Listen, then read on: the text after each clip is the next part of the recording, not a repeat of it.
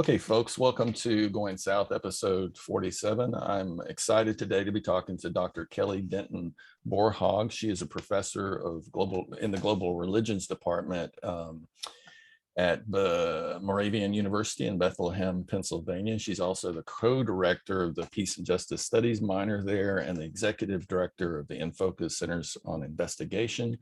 She's also an ordained evangelical, sorry about that, I thought I turned my phone off. She's also an ordained minister from the Evangelical Lutheran Church of America. I stumbled across her work recently because she has a new book out that I'm hoping to read soon. I've promised not to buy anymore until I catch up, but she's written a book called And Then Their Soul Is Gone, Moral Injury in the U.S. War Culture. Prior to that, I believe in 2014, she wrote a book called The U.S. War Culture, Sacrifice and Salvation. And so we're going to hopefully talk about that.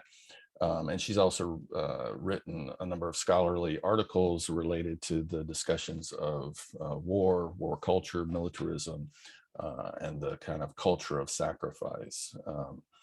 I'm also excited to talk. I don't think we could, and is it okay to call you Kelly? I'm sorry. Please do. Yeah. The timing of our conversation couldn't probably be better with the withdrawal in Afghanistan unfolding as we speak, with the suicide bombings yesterday that took the lives of a number of American military personnel as well as Afghan civilians. And then I mentioned to you earlier, one of the things we do is we listen to a lot of conservative talk radio locally. And those discussions and much of the rhetoric that you talk about in your work has been just, saturating the local airwaves as of late. So Kelly, thank you for making time today. Thank you for the work you do. You didn't know me from Adam when I contacted you, so I appreciate you talking to a total stranger here in the Deep South. Happy to do it. Thank you for having me on your program.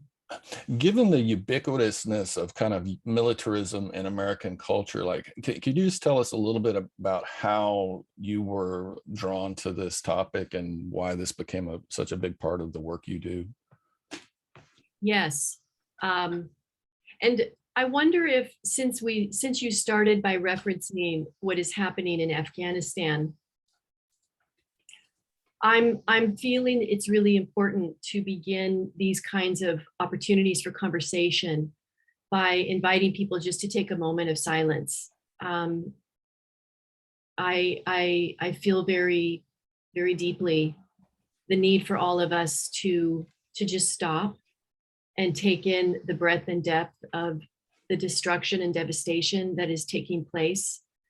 And I feel it's important to mention that when we take a moment such as this, we should try to hold in our hearts the victims and targets, as well as the refugees of war, and our own active duty service members and veterans.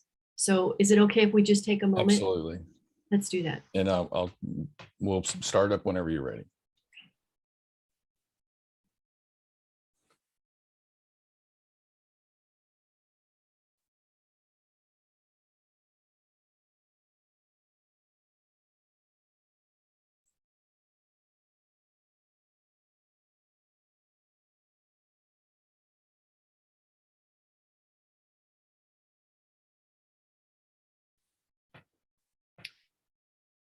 Thank you for allowing that. No problem. So the beginning of the story of how I came to do this work is very much related to not only where we are now, but how we got here. This September, we will be remembering the 20th anniversary of the post 9/11 wars. It's been 20 years since the events of 9/11.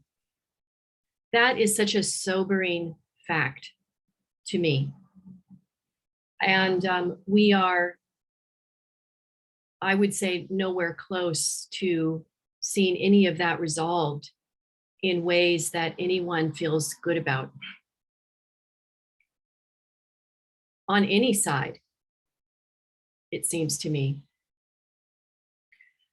So I really have to go back to 9/11 to tell you how I got involved in this work, because uh, before those events took place on that day, I had been involved in study and reflection in a particular area of Christian theology.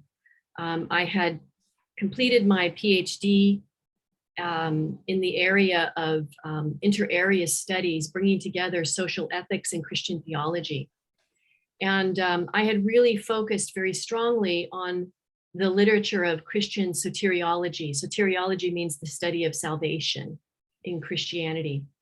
And what I had focused on in particular were writers, thinkers, comprising a body of literature that really began to grow, I would say, in the 1970s forward.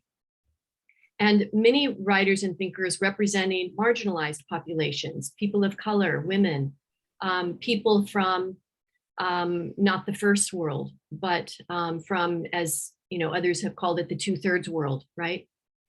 Who were raising very important criticisms of traditional understandings of Christian soteriology, and in particular understandings of the way that sacrifice plays out in much of that thinking, in much of that practice. They were raising criticisms about how these sort of dominant understandings, doctrines, and practices in churches, practices in institutions, were having really devastating social effects. And again, especially on marginalized populations. So I was reading and studying all of this material, and my head was filled with the reflections and the insights from this very important work that is still ongoing. So when 9/11 took place, then I hope that people who are of my age, and I'm going to assume your age, in other words, people who already had a kind of critical consciousness, were old enough to have a critical consciousness 20 years ago, that they realize and remember that there were decided shifts that took place in our culture. As I have written, it's not as though war culture started with the events of 9/11. But it's as if war culture went on steroids after 9/11, and it expanded and grew exponentially. And it not only grew in terms of what we did in various places around the world, but also in terms of really important shifts that happened here in our own culture. And because of my training, I believe that I was sort of hypersensitized to some of those shifts that took place in ways that other people just would not be. So in particular, what I noticed was this surging of sacrificial rhetoric that took place really very quickly after the events of 9/11. People may remember that the first reaction around the world, and of many people in the United States, was a reaction of sort of shared lament and a sense of unity. We're all in this together, right? And there were remarkable statements from all around the world, from countries lamenting with the United States and sharing expressions of support and care. It was really quite remarkable. But extremely quickly, the leaders of the United States decided that what was required was a militarized response. The United States was going to war. This happened extremely quickly. And there are many, many criticisms of that singular response that have been developed and written about and talked about all throughout the last 20 years, and including up to today.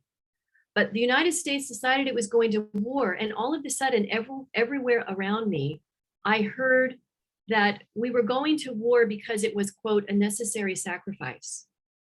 So this sacrificial rhetoric of war entered the culture. It surged in the culture in such a powerful way. And I noticed it. I felt it as a kind of frontal assault to my consciousness.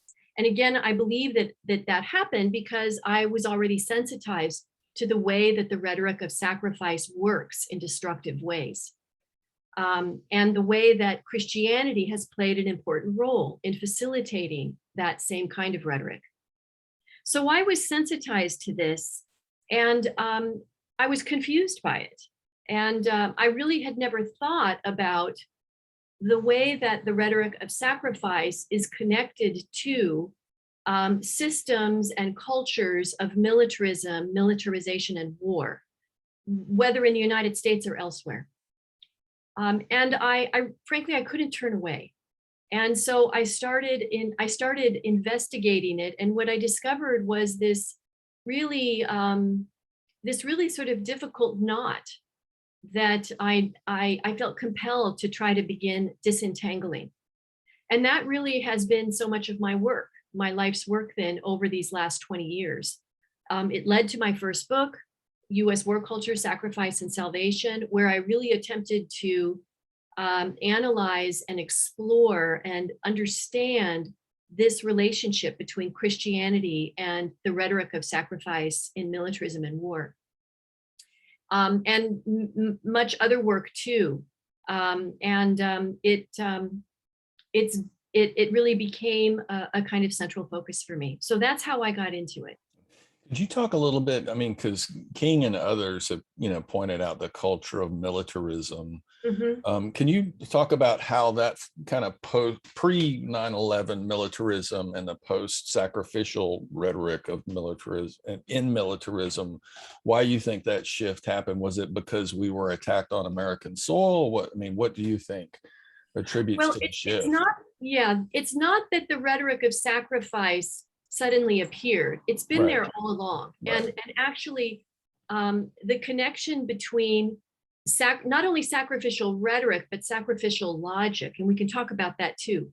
The connection between all of that and religion and war goes back a very, very long way, especially in Western history. Mm-hmm. And it predates the United States.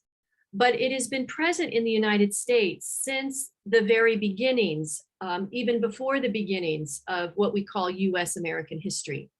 What happened with 9/11 is that suddenly, and I came to learn from studying the work of especially sociologists of religion, that in times of potential or actual war, that kind of rhetoric tends to surge. And so one of the questions that then I had to explore was why? Why does it surge at such moments? And what I discovered was that it plays a really important role in both, and this seems contradictory, but both of these things I believe are true. It plays an important role in both sacralizing and simultaneously concealing the truth about the destructiveness of militarism and war. And so it's a very effective tool that surges to the surface and takes hold, especially at these charged, risk-filled, emotion-filled, and precarious kinds of moments, such as we faced with the events of 9/11. So are in terms of the structural factors that help cause that shift, do you think it is a byproduct of the military-industrial complex?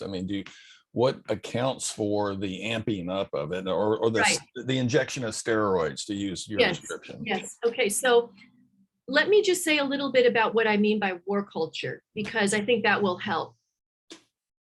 Along the way of my investigation, once I started trying to disentangle this knot, I ran headlong into the monolith of US war culture. Mm-hmm.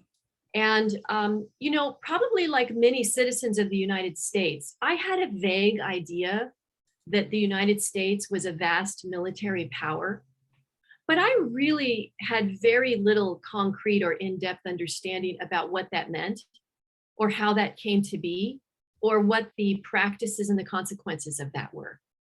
But because of this investigation, I found that I was getting asked about it, for one thing, and I really needed to go back and re-educate or newly educate myself about these matters.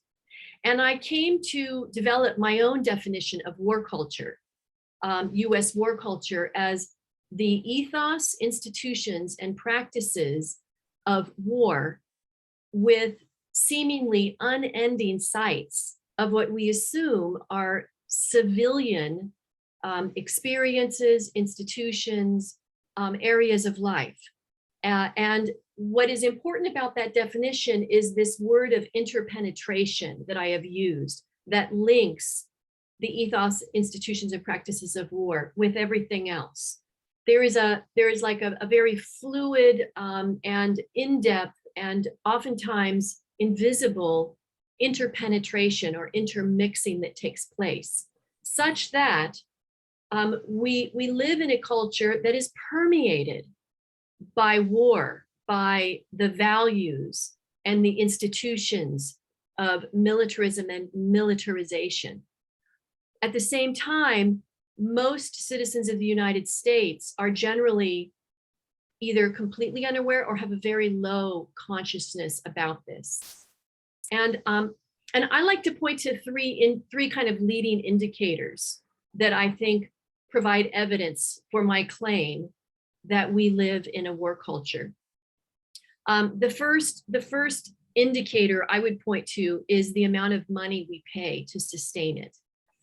And you probably know, I don't know if your listeners know, that now scholars say that we spend around, well, actually more than the next highest spenders of military expenditures in the world combined, the United States. So and it's well over half of the discretionary budget of the United States.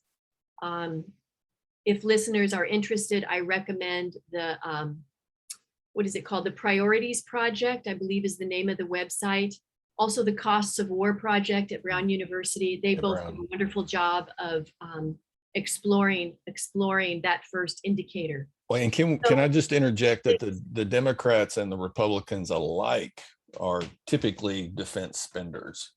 They are, and in my first book, I really explore why that is and how the diffusion of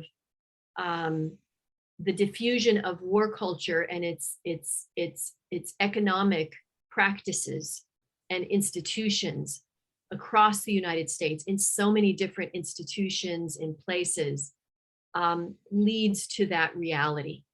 But there's another reason why they both equally protect and sustain, although the Democrats are beginning to kind of around the edges question this. And I think more people in the United States are beginning to question this, especially now with the debacle that we're seeing, not only in Afghanistan, but in so many places in the world where we have approached conflict with a kind of unilateral militarized response. More people, I think, are beginning to question this. But at any rate, so the first indicator has to do with money. The second indicator has to do with what I call borrowing from political scientist Chalmers Johnson, the empire of US military bases around the world. So the United States has over 800 US international military bases scattered across every landmass on the planet. In contrast to that, the numbers vary according to scholars, but it looks as though the next highest owner of international military bases might have somewhere close to 20. So it's such a kind of disproportionate, skewed contrast. And then the third indicator, which we can talk about more, is this aspect of interpenetration. And again, this is something that I really explore at depth in my book, my first book. I looked at the ways that interpenetration involves institutions of education, the economy, consumerism, popular culture, especially youth culture, sports, and also religion.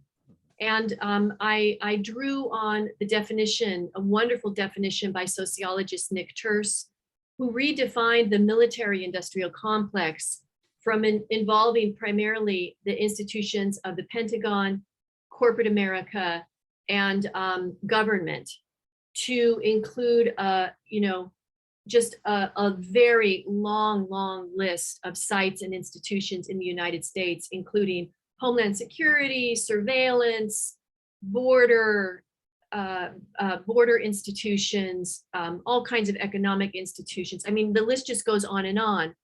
However, the one thing that Terse did not include was religion.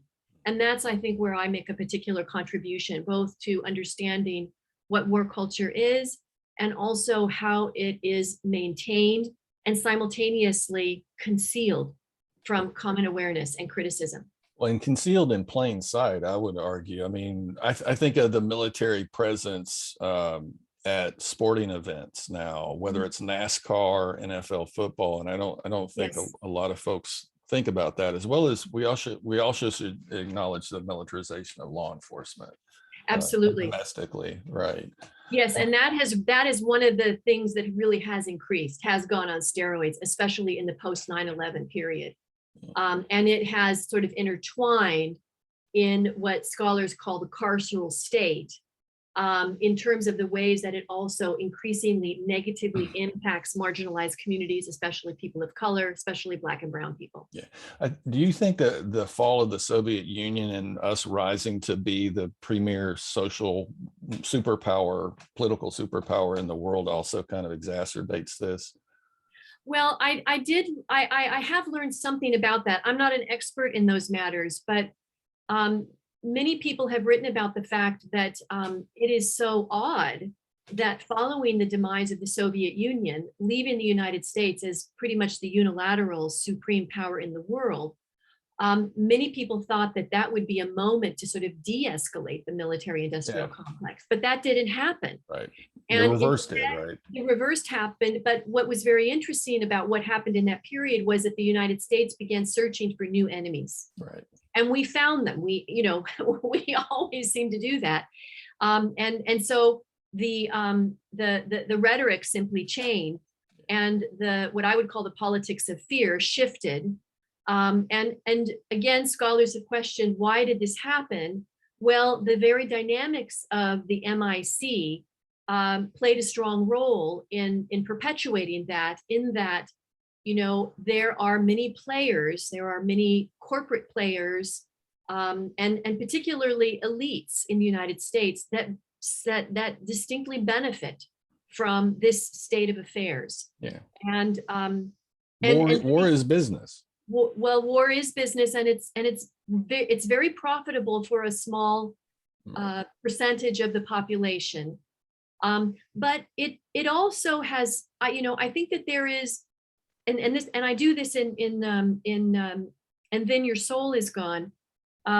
There really is an important analysis of violence that needs to be made, and that I try to mobilize in this book, not only to address what I call, borrowing again from another scholar, Johan Galtung, not only address the direct violence of war, but also the structural and cultural violence that constantly interacts with and impacts the direct violence of war.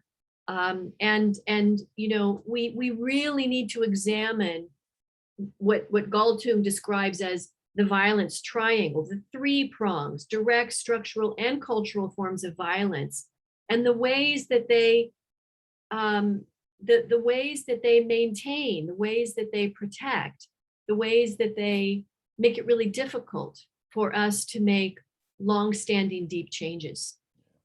His analysis, he's like, correct me if I'm wrong, kind of the father of peace and justice studies, right? And he has been referred to, yeah. And he's also predicted the fall of the American empire, and accurately basically called the fall of the Soviet empire, if I'm not mistaken. One of the things I've noted in the parts of your work that I've read, you don't mention gender in any of this. And I'm just wondering where, if you think masculinity fits into this. And I ask this as the son of a veteran and someone who attempted to go into the Army twice, and my dad wasn't really military gung-ho. He was definitely an alpha male. But Kelly, one of the things I remember when I was 7 was watching the POWs from Vietnam come home. I remember the fall of Saigon. I remember the anti-war movement. But I remember sitting in our living room in rural South Georgia and feeling sad that the war was over because I wasn't going to go get to fight in it. And I bring that question up because I think in the cultures that I've lived in, I've lived all over the world, but the South is home. War is this rite of passage for men, and it's so masculine in many ways. I'm wondering if you don't see that link to militarization, to war culture in any way. Absolutely. So again, in And Then Your Soul Is Gone, in the part of the book where I really dig into, and let me just say that we're a little bit ahead of ourselves, because And Then Your Soul Is Gone is really about trying to understand how moral injury is rooted in US war culture. And that's the thrust that I hope makes a contribution to the research on moral injury, because while many researchers of moral injury have begun to see that a primarily individualistic analysis of moral injury in individual service members or veterans is important and necessary, we need a deeper and a broader social analysis. And that's what I'm trying to do. So in the part of the book where I focus on how moral injury is rooted in the cultural violence of US war culture, I explore 3 aspects of US culture that I think are really, again, sort of leading indicators of the way in which moral injury can be claimed to be a product of US war culture. And again, the reason why I felt it was really necessary to do this is because I keep running into language that seems to suggest that moral injury is the result of bad luck, or it's the result of fate, or sometimes it is even the result of something that seems to be divinely intended or divinely sanctioned. And I want to argue against all of those kinds of understandings. So how then is moral injury rooted in cultural violence? Well, I explored 3 leading indicators of cultural violence that play such a strong role in the development of military moral injury. And the first is what I call the colliding narratives of masculinity in military cultures. And I explore sort of 3 different threads of masculinity, all of which I see as highly toxic, and leading to exactly the kind of human formation that you talk about developing yourself. So I do address gender very, very distinctly. And yeah, we can talk about that more if you'd like. Yeah, and it gets complicated because when we have women engaged in combat, that doesn't mean that masculinity is still not impacting them, right? Or might not be internalized. But can you say more about, because one of the reasons I wanted to talk with you is that your critique and analysis is, it seems to me, coming from a place of care for veterans, for people engaged in war culture, in addition to trying to raise our consciousness about it. One of the things you cited was that our veterans have more higher probability of committing suicide than being killed in combat right now. I think it's 1 out of every 4, right? So this issue of moral injury is at the core of your work. And one of your definitions I heard was it's the inevitable consequence of participation in the moral distortion of the world that is created by moral distortion of the world that is created by war. Can you say more about that and what that moral distortion is? Right. Yeah. It's a big question. And these are great questions. No, yeah. I love it. And that is the definition that I have developed, the one that you just referenced. Yeah. And there are other definitions. Shay's got one, and other folks have got them. Right? Yes, that's right. Yeah, and I don't know if you've addressed moral injury on your program before. I have not. We've talked about trauma. Okay. Right? And that was another question I had was, is there a distinction between moral injury and trauma? Are they similar in some ways? Right. Okay. So let's start to unpack some of this. So in a way, it may be helpful for me to go back to my own story about how then I moved from analysis of US sacrificial war culture to a focus on moral injury. So after I published my first book, which was initially published in 2011, and then it was shifted to a second publisher and came out again in 2014. I think it was around 2011, I was invited to a remarkable conference that took place at Riverside Church, where King, of course, delivered the Beyond Vietnam speech. Yeah, very, very special place. Very, very, very important site. So I was invited to a conference that was attended by a lot of people from very different backgrounds and places, to focus on conscientious objection for people, for service members especially, and veterans of the US Armed Forces. And among other speakers, Jonathan Shea was there. And he spoke about moral injury. That was the first time that I ever heard the terminology.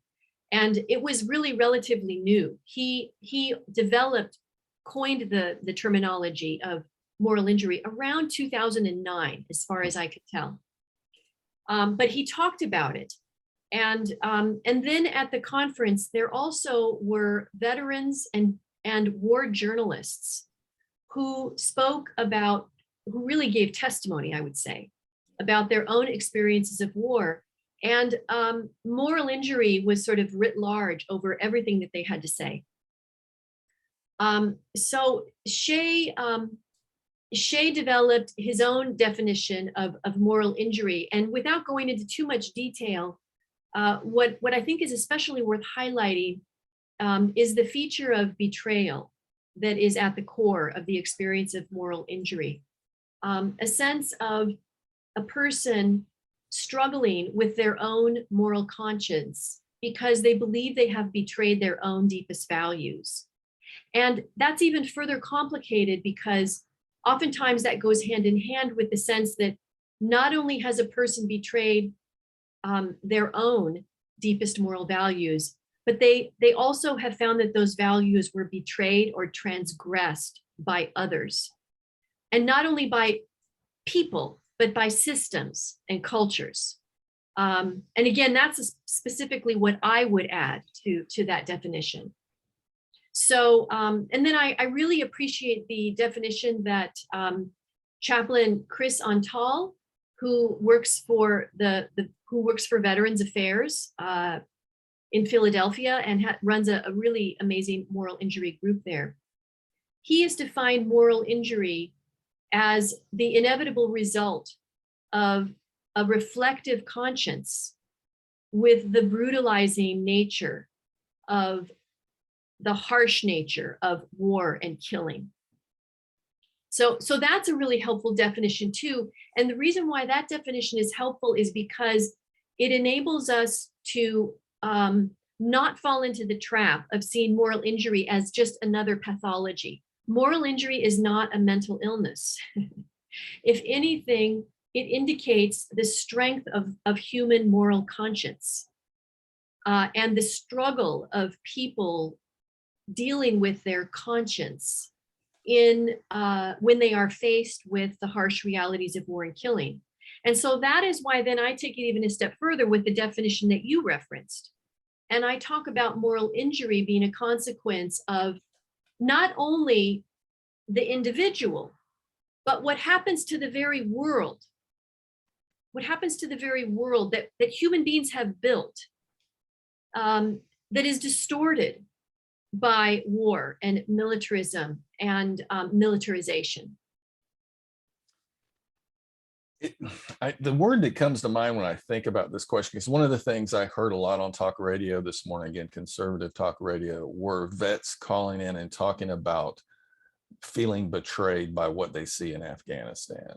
Mm-hmm. And I think, are you talking about that? Or are you talking about the trauma of seeing, the other thing that gets referenced a lot on talk radio are war movies and the disconnect between war movies and actual combat for folks. So is moral injury, both of those things, the trauma of war and what it does to the human psyche and nervous system?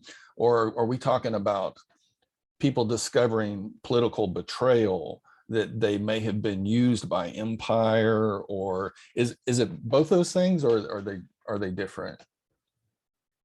Well, once again, I think that what I appreciate about what you're asking is that it helps us to see the complexity and the sort of multi-layered reality of what we're talking about when we talk about not only war, but war culture. So it really, I guess I would say it involves all of those things. And what I found was really most helpful was to try, and this is in my, what I felt I needed to do, I discovered I needed to do as I was working my way through the second book. I really needed to better understand what violence is and how it works. And then how to sort of, as Galtung does, diagnose it. So Galtung writes, and I just found this to be such a helpful metaphor. He talks about the need to address violence in the way that one tries to investigate a pathology in a body, or a disease in a body. You have to look at the whole body. You can't, if someone has an illness, you can't just look at the arm, right? Or you can't just look at the eye. A medical investigation or analysis is going to look at all of the systems of the body and determine where things have gone wrong. And I think war culture demands the same kind of really deep-seated, multi-layered and multi-systemic as well as cultural analysis for us to really get at what's going on. So to come back to what you're saying about the veterans who have called into talk radio, it's hard for me to say, not having heard exactly what they are referencing, but you know, I'm imagining that, in fact, actually, I'm going to take that back. I can't imagine what it is like for these individuals who experienced the horrors that they did during their time of military service, and who were trained and prepared and ordered and required to enact all kinds of, again, unimaginable deeds of violence. That was their job, right? That's what they had to do. And they were told that it was necessary. Yeah. Well, and that it served a higher purpose, a good purpose. Yeah. And it's so their it was duty. justified. It was their duty. That's right.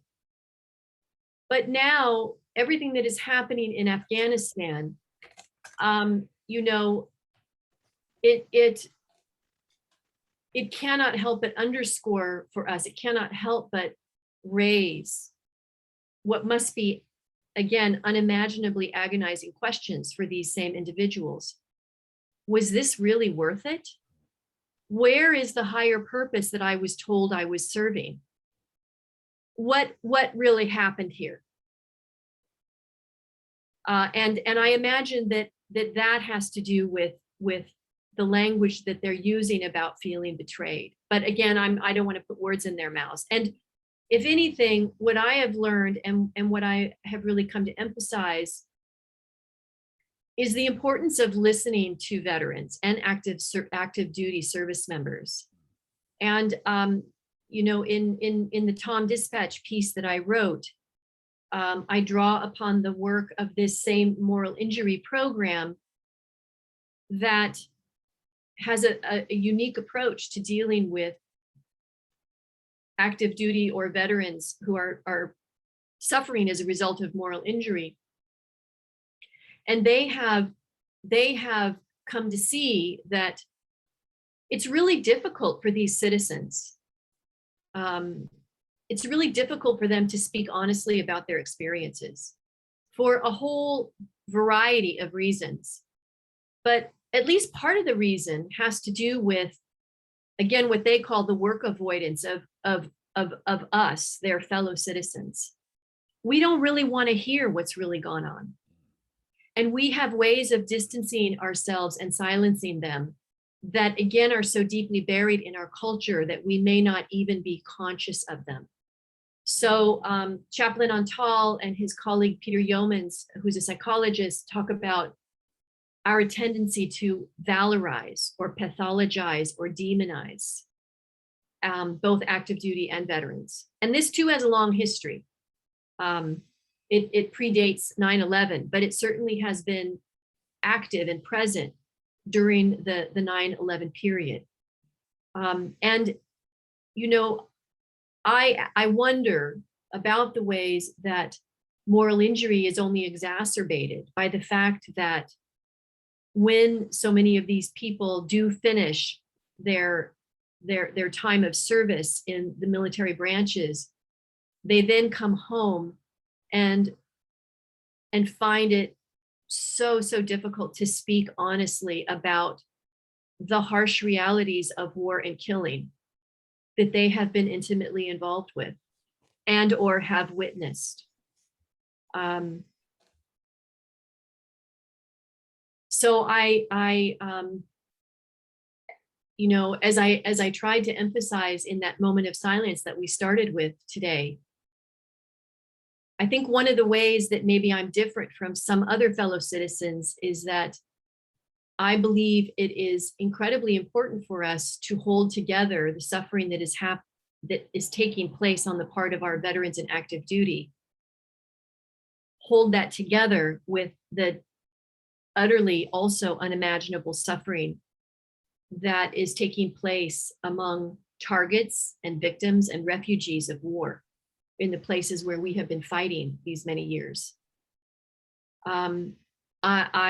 I believe that it is our responsibility as human beings, much less as citizens, who authorized these people. We are the ones who authorized them, whether tacitly or explicitly. And they are told that they were doing it to protect us. That is what they are told.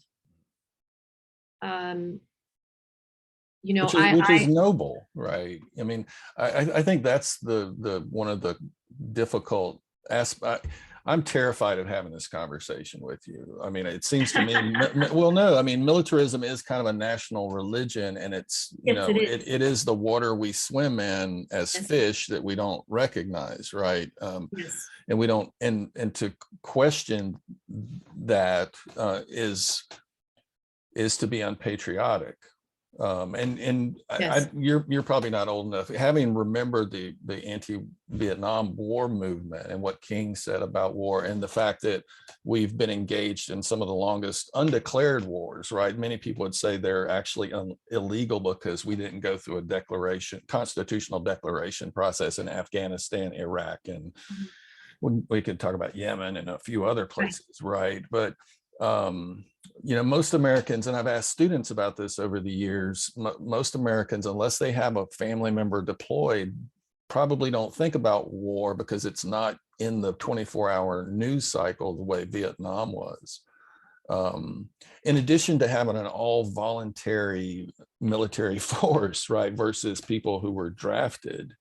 That certainly is an enormous distinction that has had incredible consequences. But, you know, I also discovered as I investigated war culture in the post 9/11 period, and especially during the Bush administration, the George Bush administration, that.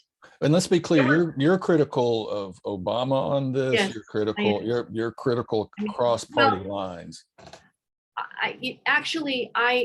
I think all of us who are citizens need to really take a long and deep, hard look at ourselves with respect to this. It's not only leaders. We all are complicit. Right. We all are complicit. However, what I was going to say was that that one of the huge differences between Vietnam and the post 9/11 period is that the media basically was able to do its job without much interference in terms of covering the war in Vietnam. In And Vietnam, right? in Vietnam, and in the post 9/11 period, it was extremely controlled and shaped Right. by the They were institution, embedded. military and government. They were embedded. Right. They were placed in certain places. They developed all kinds of media minders, media spokespeople. The institutions of militarization in the United States developed incredibly complex and sophisticated communications platforms and programs in order to control the narrative and shape the narrative. And so that's had a huge effect. Well, and I think they learned some lessons from Vietnam. You don't did. show bodies coming home, and it gets really complicated. I mean, I think and I hope Right. folks You remember that we weren't allowed to see the photographs of bodies coming home for a very long time. Right. That was not allowed to us. Right. But in terms of, I wanted to go back to something that you said about U.S. militarism as a religion. And well, and it's marriage with evangelical Christianity. You know, when I was a kid singing "Onward Christian Soldiers," there's a lot of language about prayer warriors. Like there's all this talking about discourse and language, militarized language in Christianity and Christian hymns, right? Exactly, exactly. So, we, you know, what would it mean if we really asked the question? Why is militarization a religion in the United States? Why is it unpatriotic to raise questions about this? If we start pulling on that thread, just a whole host of realities begin to come to the surface. And, you know, this really takes us back to my investigation about the ways that Christianity collides with the violence of war in US war culture. So and then Your Soul Is Gone, in the part of the book where I deal with cultural violence, I explore that interpenetration, or that intermixing of dominant forms of US nationalism with US, what scholars have called civil religion. The way that religion penetrates, moves back and forth between specifically religious institutions, communities, and practices into all kinds of civic understandings, rituals, practices, requirements, and assumptions. And once again, I discovered that there's kind of a fascinating and also troubling, it's the word that I'm looking for, sort of disjunction or contradiction, because people in the United States, they tend to think that we have very successfully relegated religion to the private sphere. We pride ourselves on our politics embracing many religions. Separation of church and state. Exactly, the separation of church and state, right? Freedom of religion in the political sphere. That's a very important part of the way that people understand what it means to be free in the United States. But again, what I discovered is that, and not only from the very beginnings of its history, but especially during times of potential or actual war, religion surges in civil religion in the United States. And once again, an understanding of cultural violence helps us here, because cultural violence tends to be the least visible kind of violence in human life. It is naturalized, it's pre-reflective, we're sort of born into it, we assume it, we don't raise questions about it. It is, as you said, it's like the water that we swim in. And so because because it's so legitimated and so naturalized for us, we tend not to even be conscious of it, much less think that there's anything wrong with it. Can you give folks some specific examples that I think will be operationalize it for us for just a second? Because I'm not sure everybody knows what cultural violence is. Well, you talked just a little bit ago about why don't I do two different examples? You talked a little bit below about, or a little bit before, about the interpenetration of cultural violence in sports.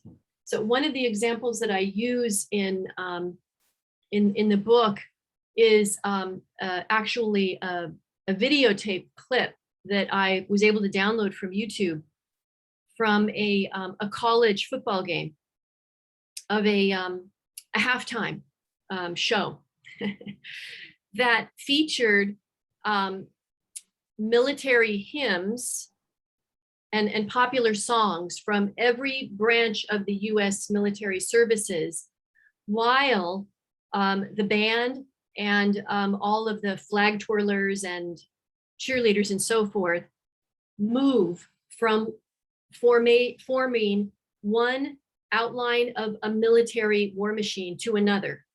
So first it's a tank, and then it's a warplane, and then it's an anchor, and then it's I don't remember all of the different ones.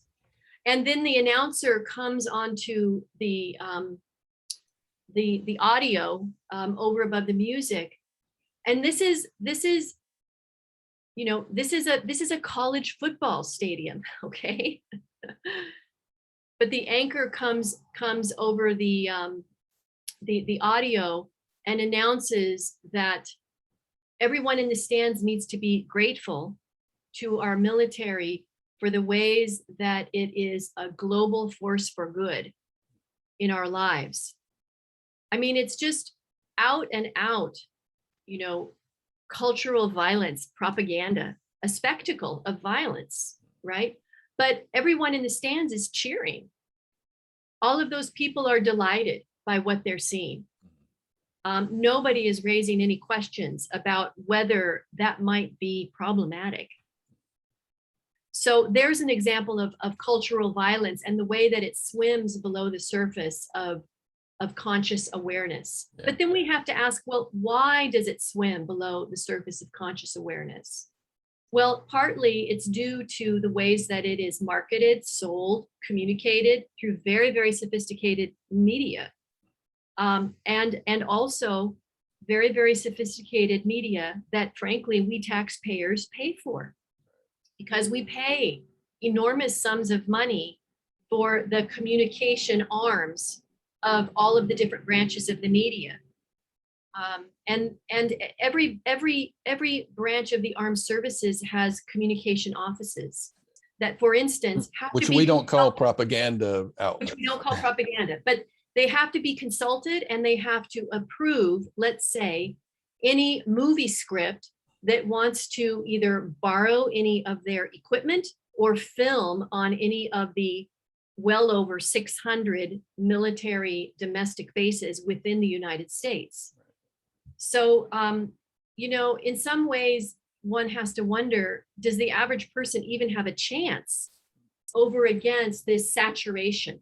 Well, and that's one of the things that amazes me about your work and the issue of moral injury. I mean, as someone who was socialized in a militarized culture, played with G.I. Joe, military weapons were toys for children, literally marketed that way to us, right? And when I've lived abroad, specifically in war-torn places, the idea of giving children toy guns is insane, right? And so and then we go to church and we sing these militarized tunes, right?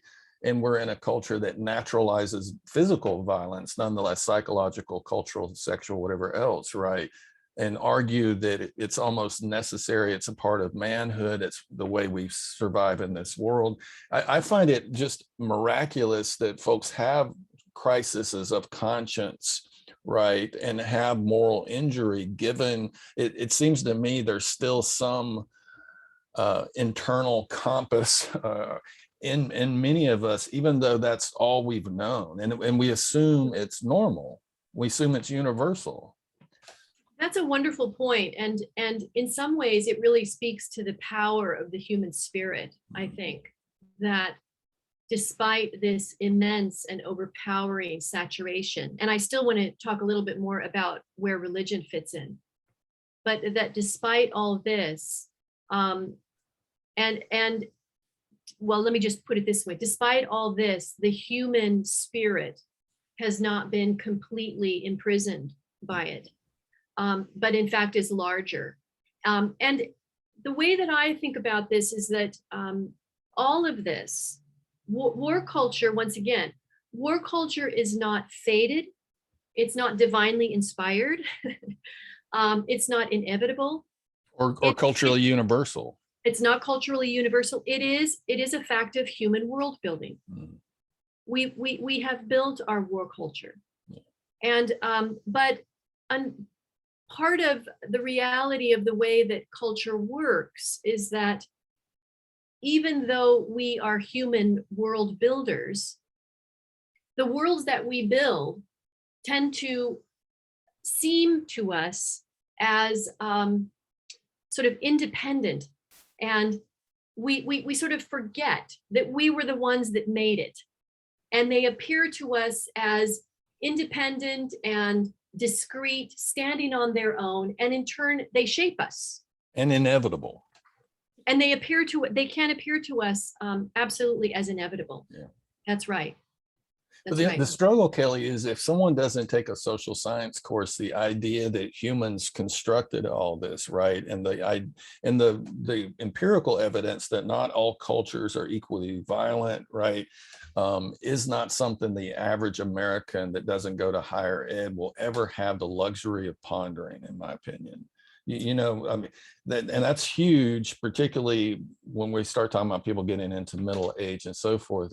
Back to the kind of militarism and Christianity too. The thing that I think there's not cognitive dissonance, because that's not really a good adjective, but I just always found it ironic that we could sing these militaristic hymns in our church, but we were worshiping someone who talked about loving enemies and turning the other, these internal contradictions. Or we can be a society and a country that was a revolt against an empire only to become one.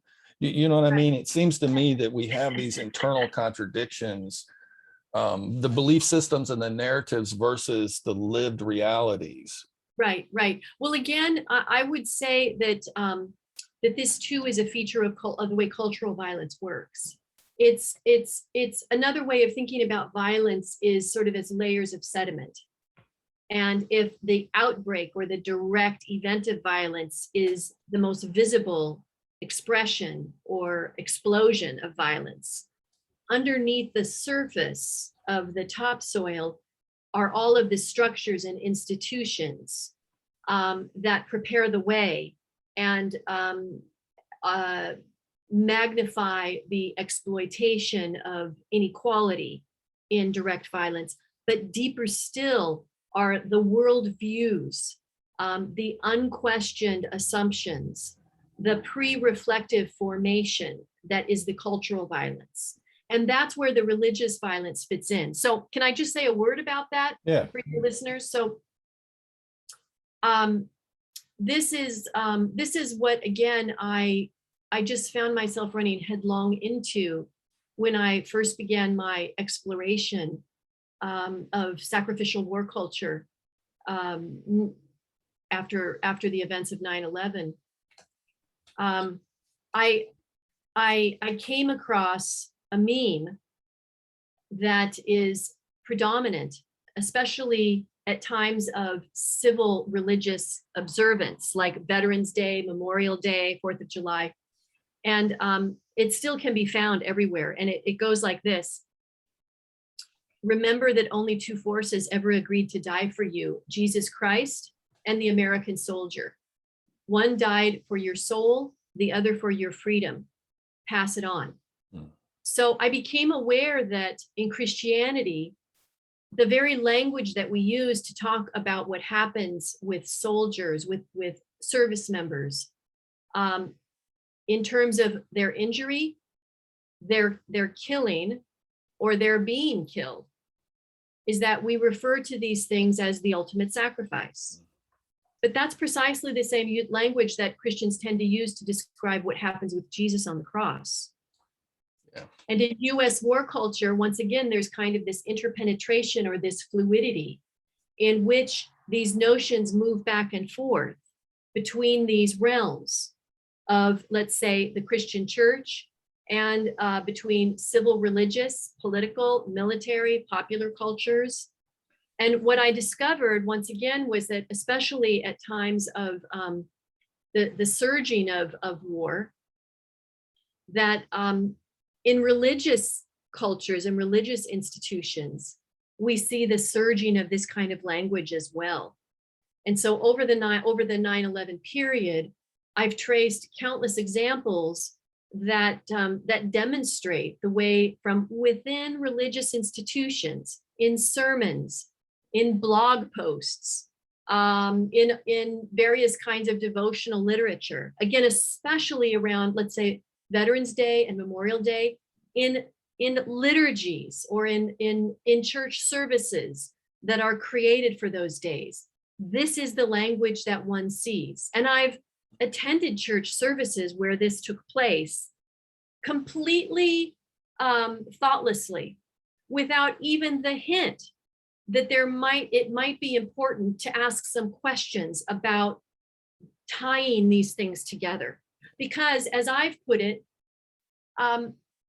how did a supposedly nonviolent Messiah, which biblical scholars agree Jesus of Nazareth rejected militarized violence, how did a supposedly nonviolent Messiah become the very template for what happens to and what service members enact in the fields of war? It's a complete, I think the language that you use of cognitive distortion is actually exactly on point. That is what it is. But because it's a form of deeply embedded cultural violence, two things happen. One, we tend not to question it. And two, it acts as a sort of concealer for the violence that is taking place in our world, in our society. It sacralizes the violence that is happening. And once that violence has been sacralizing, that's why you feel so nervous about raising questions about it. Because once something has been sacralized, it gets removed from the table of active questioning and criticism, much less protest. We're not allowed to do that. And in fact, if we do that, we're considered to be heretics. Right. It's a blasphemy. I think that, but the other crazy making thing about this to me is that people will do that to you as they yell the word freedom and tell you how free you are. They don't qualify that freedom of as long as you don't raise certain questions. Well, let's talk about that for a moment, because this is a part of the same cognitive distortion. So back to the way that the language of the ultimate sacrifice is used to describe what Jesus does on the cross and in civil religious practices. There's a kind of logic that goes along with that. And it is a logic that one finds in certain expressions of Christian theology, especially around notions of salvation. But it is also a kind of logic that has filtered into and that shapes our understanding of US nationalism. I refer to it as a kind of exchange logic. And it is definitely in statements like you see on bumper stickers, freedom isn't free, right? Or in the World War II monument on the National Mall, here we pay the price of freedom. Right. Or as I saw just this week on a walk, a message painted by someone in my community, my life, your freedom. So what is this logic? This is a logic of exchange. And once again, I would describe this as a kind of cultural violence that we tend not to see, and so we don't question it. It's so prevalent, it's so immediate, it is so deep in our formation, especially as US citizens, as well as for many people, their Christian heritage, that we tend not to question it. But what's going on here? This is the idea that something has to be sold, destroyed, eviscerated in order for some benefit over here to take place.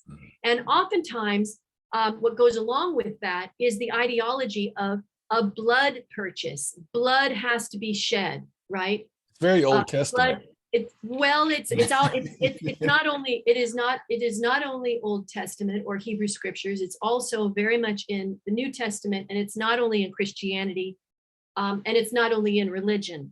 But this again is why the language of interpenetration helps us, because we can trace the threads of this in all kinds of different places and sites, and then see how these intermix and come together in ways that seem impenetrable.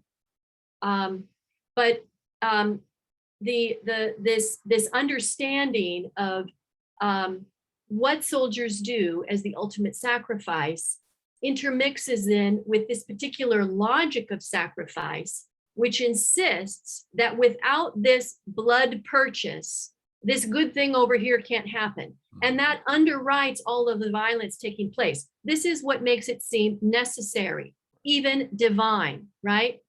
But the fact is that even in the US context, the logic of sacrifice is not the only kind of logic that shapes our founding documents about what freedom is. So for instance, I like to take people back to the Declaration of Independence, where there, Thomas Jefferson writes about life, liberty, and the pursuit of happiness. So liberty would be equivalent with freedom, right? Right. Inalienable rights. These are not realities that have to be purchased through blood. Right. But they are actually described as gifts of a beneficent creator. Endowed, right. So that's a very, very different understanding of freedom from the notion that freedom has to be purchased through blood.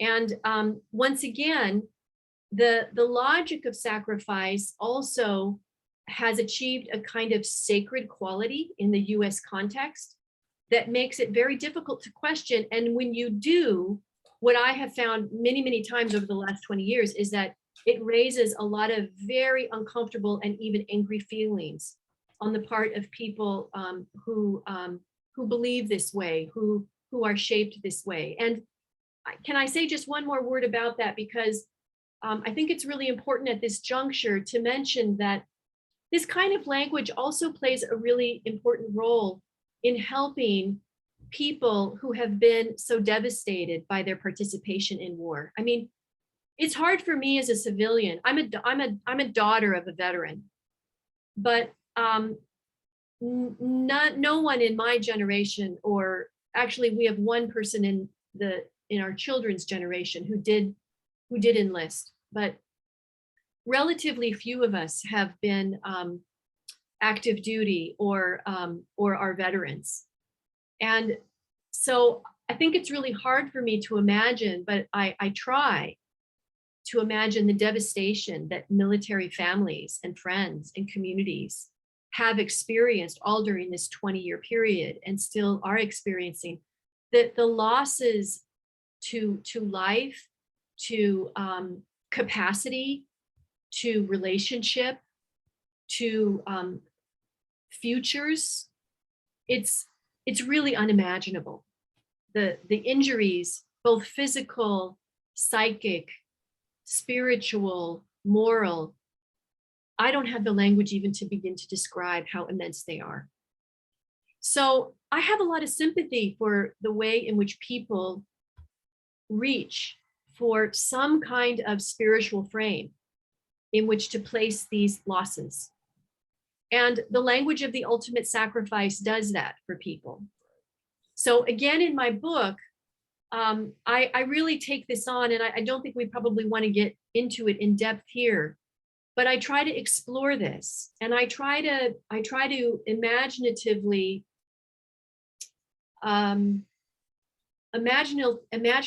unpack sympathetically how and why people reach for this kind of language. And I want to be sympathetic to them, and I really want to commit myself to honor their grief.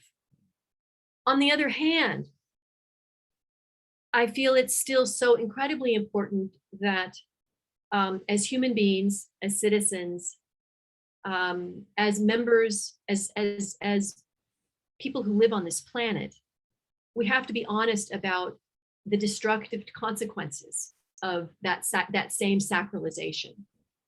Again, in the book, I draw on the thought of Judith Butler, who talks about the notion of grievability as a way of measuring what we really value. We only grieve something that we truly value. So we might ask ourselves as people, even in this moment, as we are dealing with the unfolding devastation that's taking place in Afghanistan and in many other places around the world, we might ask ourselves, what are we able to grieve? And what things are we not seeing? What things are we not grieving? So we definitely are grieving the horrifying things that are happening to our active duty, right? I think that more people in the United States are realizing that they need to grieve and somehow find a way to honor the losses that veterans, their friends and families bring home with them. What about grief with the hundreds of thousands, maybe it's even millions, I don't remember the numbers at this point, of war refugees around the world, of people who have lost everything? What about the families and the communities of so many people in these places where we have been fighting, who also have sustained unbelievable physical, spiritual, moral, mental, psychic loss? Can we grieve with them? So we can get a good sense of where we are in terms of our capacity as human beings when we use grievability as a sort of measuring stick.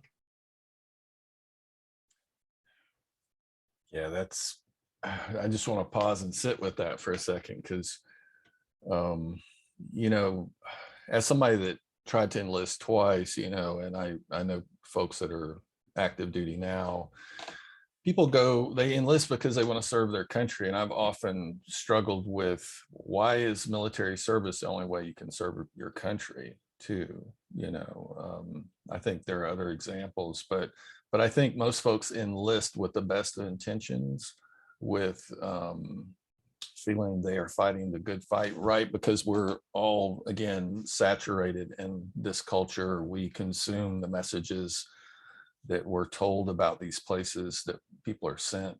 And it gets so complicated. And again, this is such a scary conversation for me, because there's also, since you cited Galtung's work, you know, I often wonder if this isn't just one more dynamic in a decaying empire, though, too, that war becomes, Chris Hedges talks about war as a force that gives us meaning.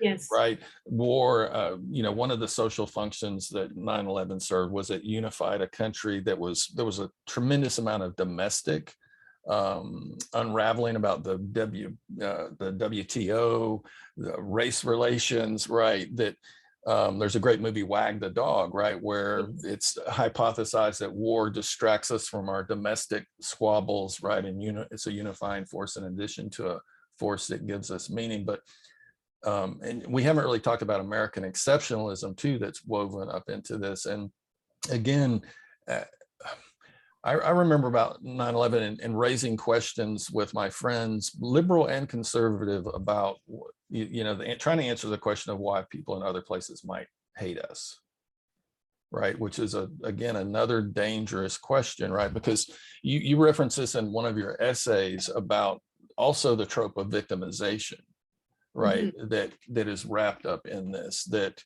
And we had a president said that those attacks occurred because people hated freedom or hated us, not that we might have geopolitical policy that creates what you said earlier, creates enemies that will fight asymmetrical wars because they don't have the military budget that we do, you know.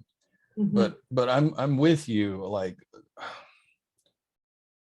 And our veterans are so invisible. Those of us on the left have been critical of this, you know, for a while, because I feel like there's a recognition that the people who really run the country, most of us are all expendable.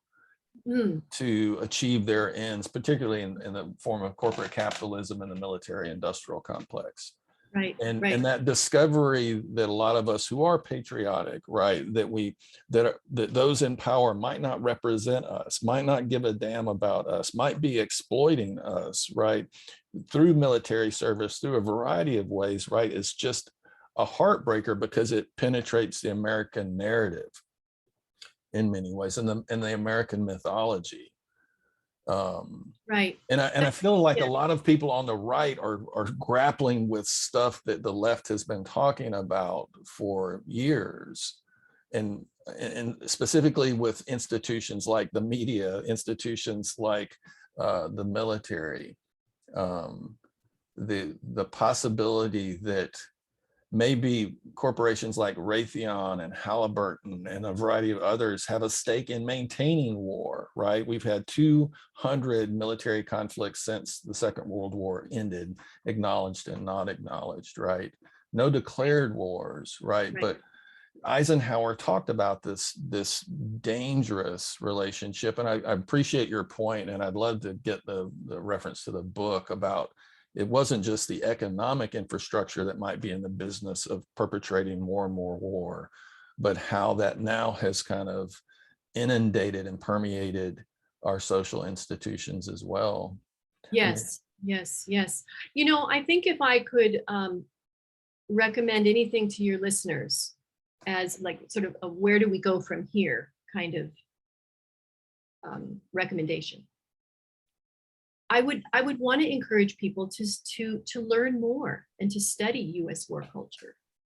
And there are so many excellent resources out there now that people can access to help them understand the vastness and the impact of U.S. war culture that you are getting at right here.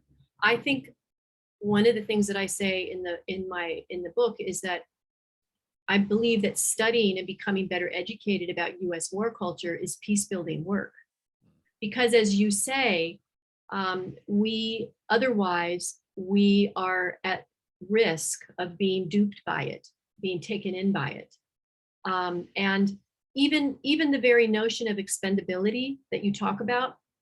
This is a part of one of the tropes of masculinity that runs rife in especially military cultures, but in US nationalism as well.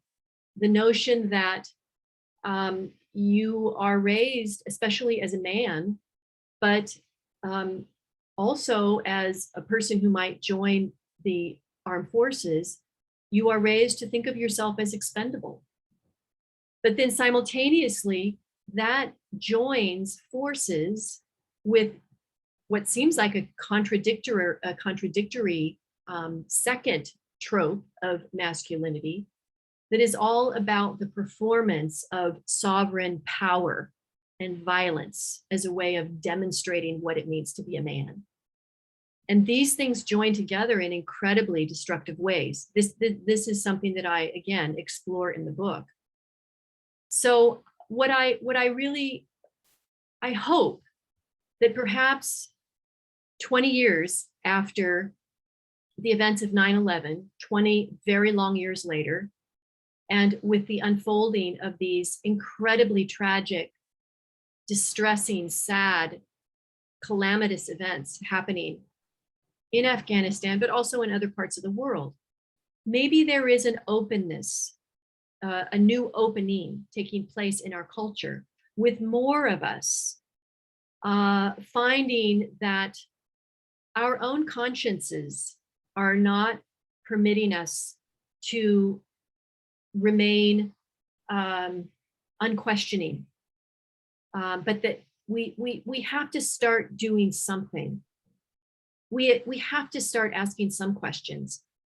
And I really believe that studying war culture and becoming better familiarized with its many permutations, operations, facets,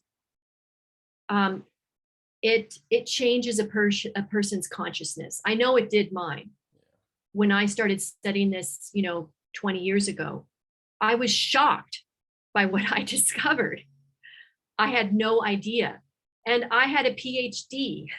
I was an educated person, but I had no idea about not only the vastness and the expense of it, but the unending ways that it was intertwining with my own existence and the existence of my family, friends, town, country, world. So that is the word that I would leave with your listeners. And I would only add, I would encourage folks to just, let's learn our own history, particularly in terms of military conflicts, why those conflicts happened. With the advent of the web, so much information is now available to find that data, for lack of better words. But Kelly, thank you so much for today and for taking time to talk to a complete stranger. And thanks for your work. And thanks for the empathy and compassion and concern you're showing our veterans. I feel like that's what seems to be at the heart of your work. And I want to be optimistic about our future, but it seems like we have a lot of work still ahead of us. So thank you for today. Thank you so much. And